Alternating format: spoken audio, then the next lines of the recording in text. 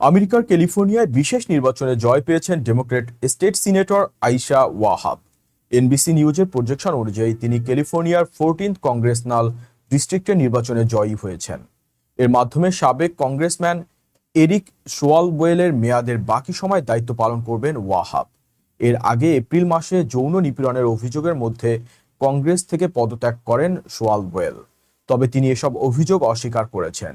বিশেষ নির্বাচনে ওয়াহাবের প্রতিদ্বন্দ্বী ছিলেন আরেক ডেমোক্রেট মেলিসা হার্নান্দেজ। জুনের প্রাইমারিতে দুজনই সর্বোচ্চ ভোট পাওয়ায় চূড়ান্ত লড়াইয়ে মুখোমুখি হন তারা। প্রাইমারিতে ওয়াহাব 43% ভোট পেলেও মঙ্গলবার বিশেষ নির্বাচনের ব্যবধান কমে আসে। 95% ভোট গণনার পর ওয়াহাব পেয়েছেন 53% আর হার্নান্দেজ পেয়েছেন 47% ভোট। নির্বাচনের শেষ দিকে এই লড়াইয়ে বড় অঙ্কের অর্থ ব্যয় করে একটি প্রো ইসরায়েল সুপার পিএসি।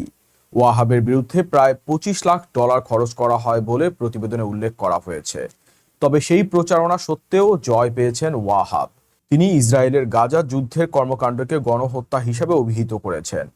এই জয় ক্যালিফোর্নিয়ার রাজনীতিতে তার প্রভাব আরও বাড়াবে বলে মনে করা হচ্ছে।